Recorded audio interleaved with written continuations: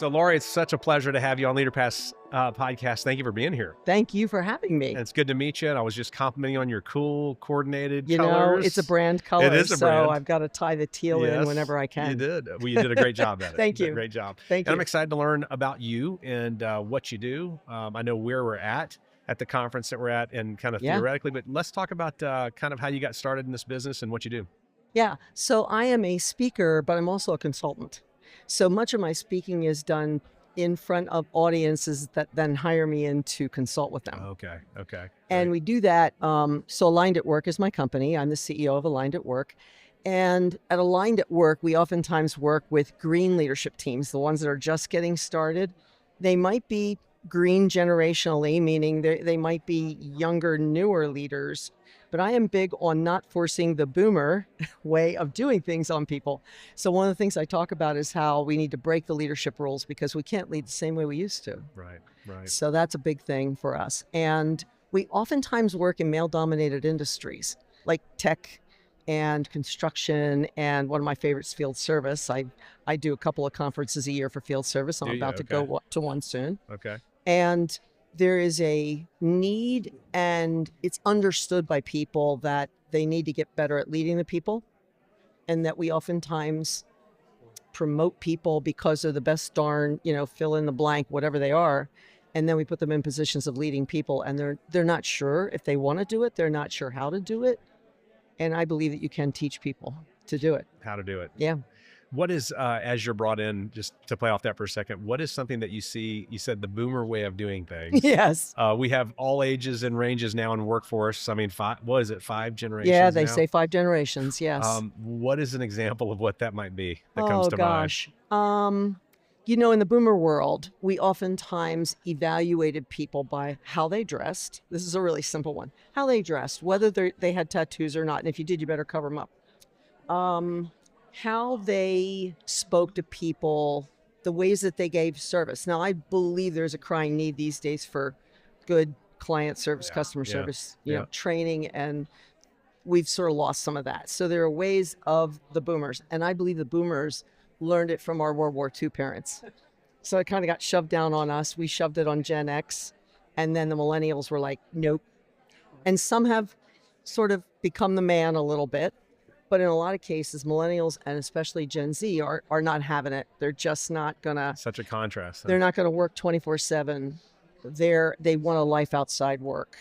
They want to be able to work wherever they are instead of coming into an office 5 days a week. And we're sort of seeing this push back to the office 5 days a week, and I think it's a little ridiculous. So is it an education or like helping boomers that are still in leadership roles understand what's happening? Is that part of what you do? Part of what we do, yeah. And there are less and less boomers out there. I am, let's just say that last year was my 50th high school reunion. And I always thought those people were really old, so I'm not sure what happened, but here I am. Yeah.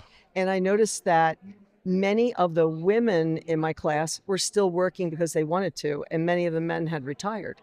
Okay, interesting. So in things like field service, we're seeing boomers retire out. Okay. But then who do they replace them with? Yeah. What are the standards at work? And how do we get that message out to people? And I believe that people of all generations want to do work that lights them up and that serves some greater purpose in the world. So we're big on purpose as well as mission, vision, values, the things that are pretty traditional. So your keynote, if I'm trying to imagine you coming in to speak at a company or organization, what are the key premises that you would say lead to that consultation relationship beyond that? I think the keynote is mostly to sort of wake people up that there are different ways of doing things, and that the big idea is that folks aren't coming back to the old ways. So up to this point, we thought we could just sort of push it on people and they would just get it or they'd go. Stay or go, your choice, right? And they're not, there's now more critical mass in those 2 younger generations that are in work right now. And as the boomers and the Xers age up, it's very different. It's a very different way that those younger generations. I even noticed that when I looked at companies that had CEOs that were in those 2 younger generations, they form their companies different. They lead their companies differently. They don't make everybody necessarily, there's a lot of them that are fully remote. Okay. And they might save their money they'd spend on real estate to house people, all in one place. They spend that money on flying them to someplace once, twice, To quarterly, still get them whatever it together. happened. And Yeah. they do have some FaceTime, Yeah. which I think makes things stronger. It's just like this conference. You see somebody and then you go off and you have a stronger relationship For because sure. you've been face to For face. sure. When you step into a company or a group that's saying, "Hey, come on in. We Mm-hmm. need you to help us do this." Mm-hmm. Um, does transformation, is it a long time, or is it over a period of time that they It's a say, it's a longer time. It's not a quick thing. People can have their aha moments, but for us to change habits, and it's not only habits, it's just the ideas, the way we think about things, the beliefs that we have. Those take a while to unpack and to shift behavior. And so when we go in, it tends to be a longer time. We might go in for a phase and do something and then say, okay, now here's what it's showing you. And they can opt to go forward or not. And we don't like to just dip in, train people on something, and then that's all we do because it doesn't make it stick how necessarily. important is it then for what you're teaching there for it to start at the top or to include Oh, the top throughout? And can you think of a scenario where it's like they brought you in and they're like, "Okay, go fix my people," and you're like, "Hey, hold on," yeah. as Yeah, I spent 37 years in banking and finance, and I used to see that all the time. And so I knew conceptually that I needed to get the top bought in. But where I saw it happen was there's a company that I've worked with here called Capital Lumber. And Capital Lumber hired me to create a leadership program for them and then train them to train it. And it ended up that I ended up training with them ongoing. And Capital Lumber took the time to have their 5 C-suite people and then 3 others that were sort of next up leaders, senior leaders, to go to that training and experience every single thing that everybody else was going to. And there was a part of me that was like, yay. And the other part of me that had learned that these folks are really too busy for this. I can't possibly pull them out for 6 days. That was an interesting thing in my head because I was like, well, do you just want the summary of what we're going to do here? And they're like, no, we want to feel it. And wow, did they take it and run with it? They took it out. They became the ambassadors for the training. wow, wow, They picked people or they offered it to them as a privilege to go versus you need training, you need to get in there. They encouraged people to go, but they didn't force anybody that didn't want to. wow. And they have had that program in place and I've watched their culture shift. One of the driving factors for them was they were going to change CEOs. Oh, okay, yeah. Their former CEO is my age and he knew he was going to retire but still consult for a little bit while the founder's grandson came in. Founder's grandson is Gen X and he's done his time in figuring things out. He's a really good leader, but boy were they different in personality. Were One they? is big and gregarious and the Yeah, other one loves a spreadsheet. yeah, And yeah. I watched their culture shift to this new way that I talk about all the time.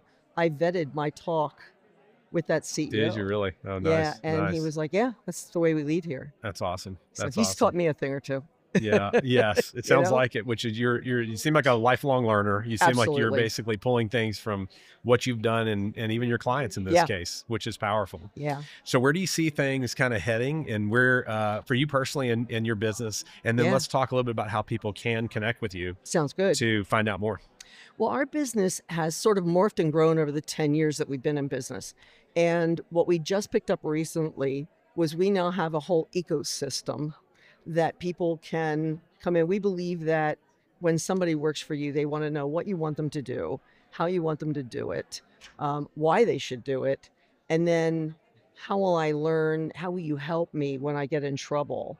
And there's a fifth question that, of course, is just not coming to mind right now, but it's yeah, how will I know how I'm doing and how will you How I'm help me? doing. Yep. So those are the 5. And so we've created this ecosystem that used to get called a performance management system, which I believe from my corporate trauma sounds punitive. Yeah, it does. So I'd prefer Yeah. to call it a talent, I don't know, development system.